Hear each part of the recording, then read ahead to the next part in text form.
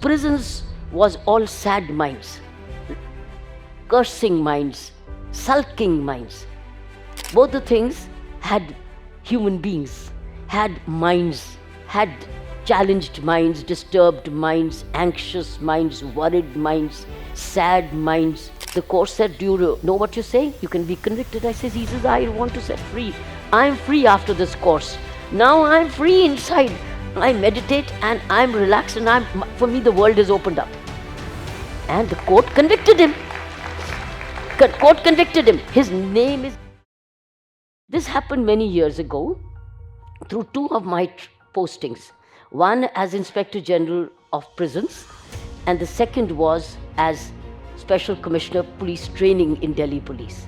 Both the things had human beings, had minds, had challenged minds, disturbed minds, anxious minds, worried minds, sad minds, all kinds of, because prisons was all sad minds, cursing minds, sulking minds.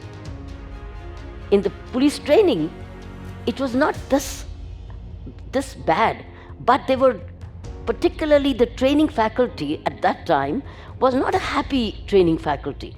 They were wanting to be elsewhere and they thought that police training was a punishment posting. So on one hand you had people who were repentant, and they were not one but 10,000 of them when I was running that assignment in Delhi. Whereas later on when I became training, while I loved my training assignment, I came across a faculty which was not happy being there, but reaching out to the future generation of police officers who they could not inspire. So they were actually bujhe wo log andar se. They were actually doozed inside. So how could you spark if you're as a teacher, you're not inspired within, how will you inspire? So I found both the situations equally challenging. So I'm presenting to you something which I tried in my own humble way, in my own ignorant way, but very resourceful way, which resources came from divine, by the world itself, by the universe itself. It's like universe came together conspiring to give me solutions which I was seeking. One of them was this.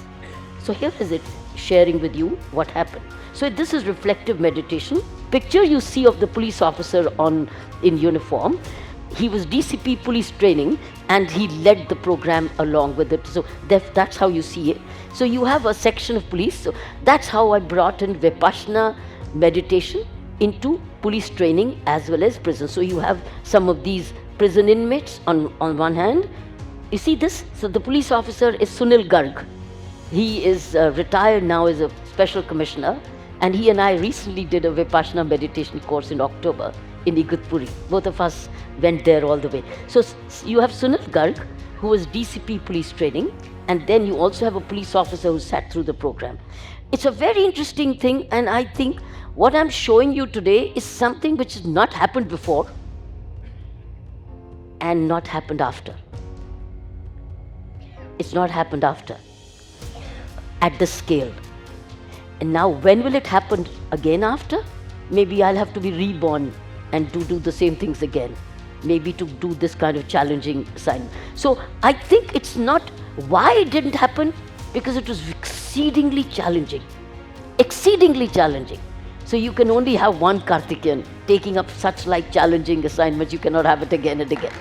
So I think certain lives are probably born for taking on certain exceptional situations. Now I'm beginning with police training. This was the way purpose and values were, as I saw the purpose and values. See, the purpose and values were all very laudatory, and you also had these 4 pillars, but in these 4 pillars it was all brawn and brains and the body. But there's nothing called the mind in this. These were the 4 pillars at that time, were the training objectives. So here these pillars, as I said, sensitivity of mind and character building. But how? But how? Through theory? Through reading a book? It was not spelt out.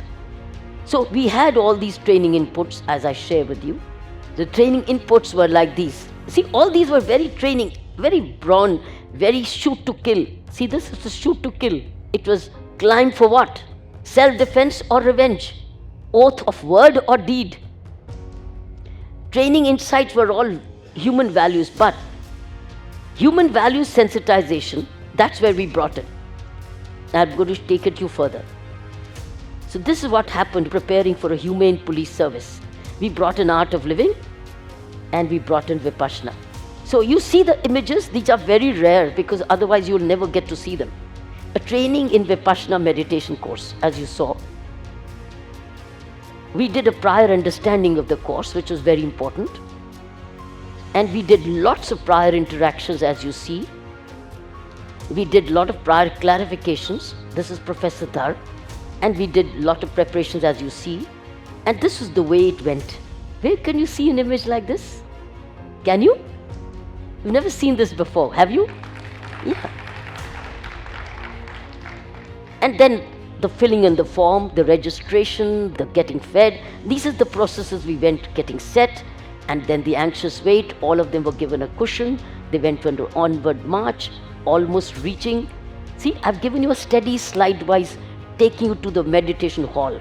This is what we prepared in our police training college in Jaroda Kala.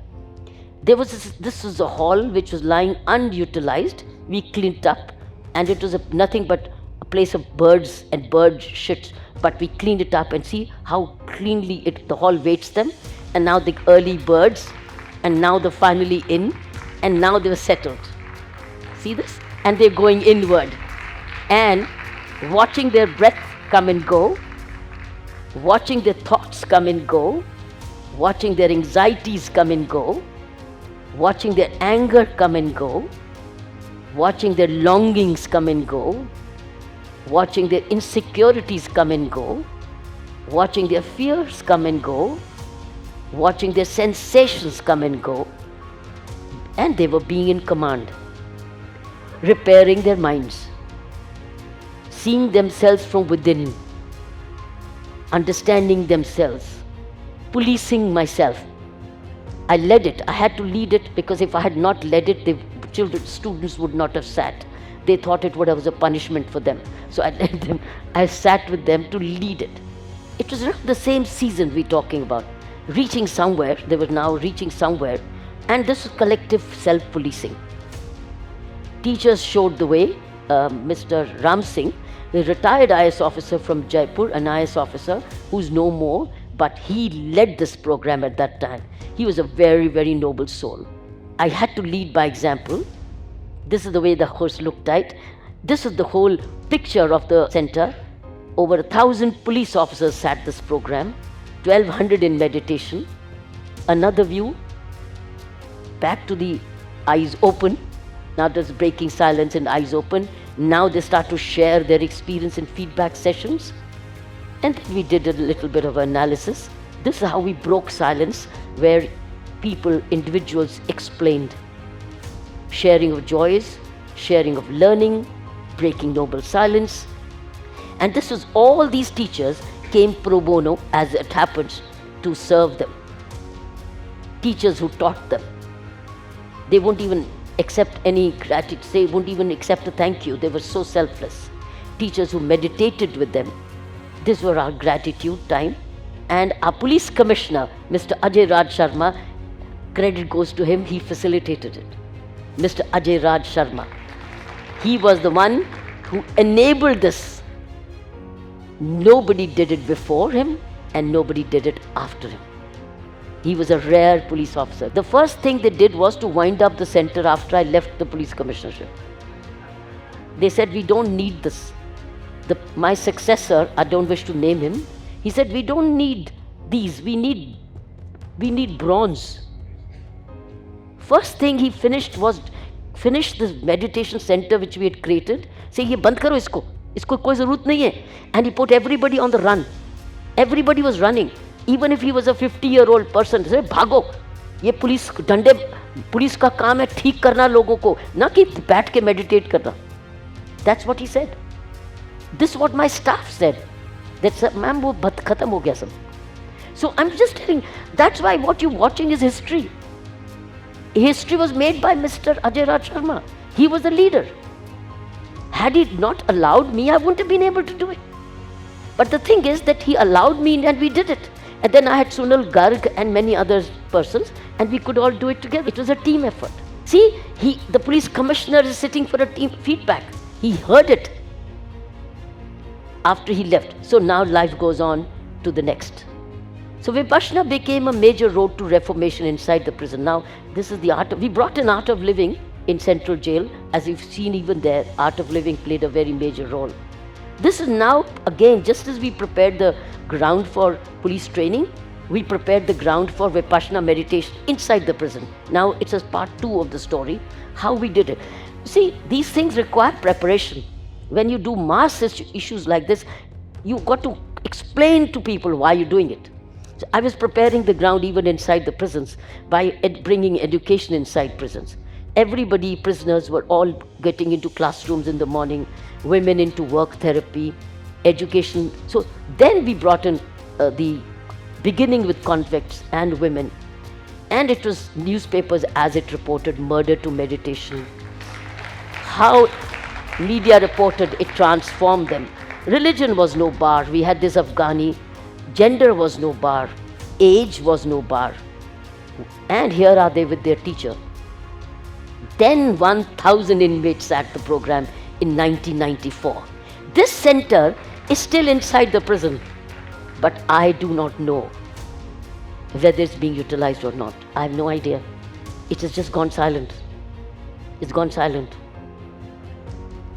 Now this is a very interesting story. I'll labor 2 minutes on this to explain to you this Norwegian story. This was many years later. For few years the program continued, but after a while it has gone into cold storage. But this is a story of a Norwegian who was inside the prison for drugs, and he was in for 10 years. He was almost for 10 years because this is the 10 years minimum punishment as we know for drugs. He did the program, and after doing the program, he told his superintendent and the lawyer that I want to go to the court myself. He said, well, your lawyer will take you there. He said, no, I want to go. I want to speak to the judge. And he spoke to the lawyer and he told the lawyer, I want to tell the court I did it after doing the course. He felt very relieved. He felt relaxed. He opened up completely inside. And he said, I want to tell the court what happened. He said, no. Do you know what it means? 10 years of conviction. He said, I don't care, but I want to set myself free. So he went to the court and he said, sir, you are trying me for 5 kgs of heroin. I want to know where are the other 5 kgs. I came in for 10 kgs. You are only punishing me for 5 kgs. So punish me for that, but I also want to know where are my other 5 kgs. Who's got them? So the court said, do you know what you're saying? You can be convicted. He says, I want to set free. I'm free after this course. Now I'm free inside. I meditate and I'm relaxed and for me the world is opened up. And the court convicted him. His name is Leo Gazdier. His story in handwriting is written in my book, It's Always Possible. That's why I wrote that book. And it's written in handwriting so that people could believe it. It's in his handwriting. He's a Norwegian. He's alive and he's living in Oslo. So he then was convicted. He came back. He was set free. As nature would have it, the Norwegian president or the prime minister was visiting India at that time. And this story of his made it to Oslo television, saying Norwegian convicted in India for heroin. Right? It made news there. His mother got to read it through the newspaper. Now he got to know where his son is. Her son is. So for the first time she came to know where the son is. She went back to the government of Norway saying, can you help him, move him back? Because he's a prisoner. And now there can be a prisoner to a prisoner. So he can live convicted inside the Norwegian prison. So can you bring him out? So tell him, that's where the magic worked. So the mother went, and when the chief of political executive came here, and since he was already convicted, the president, like has happened with us in the past in Qatar, See, the president requested the president of India at that time to pardon him. Can you believe it? That's what happened. This is a true story. And you know what? He was pardoned. And from the pardon, do you know what happened? He got back home. He went back to Oslo. And when he went back to Oslo, he started meditating, opening a center in Oslo. And since he had seen many prisoners in Tihar suffering from cold climate, he sent me bundles of warm quilts to my foundation, saying, "Ma'am, here it is, please distribute to those children who are inside and the poor prisoners." So this is the story. See his signature? Leo Gasnier. He's around. He's there in Oslo. So friends, this is what is the story of prisons and police. Then evidential, you also had a research done by Vipassana Research Institute, and it showed all these, and this was the way research was done. These are all the research analysis which we've seen. It's available, so that it's not that it's just we're talking through our hats. Things changed. We did this little research saying before and after. I think the biggest change came in the way he felt, the police officer felt as a citizen.